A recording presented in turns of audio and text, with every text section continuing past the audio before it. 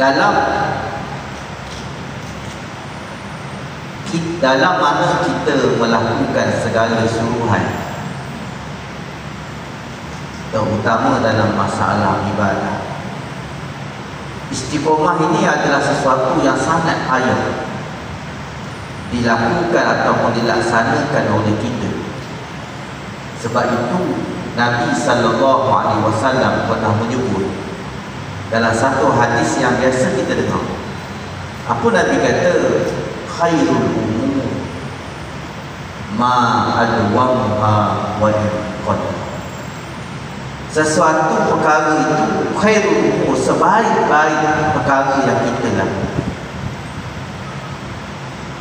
Ma adwamha, sesuatu yang kita boleh lakukan secara konsisten. Wa inqad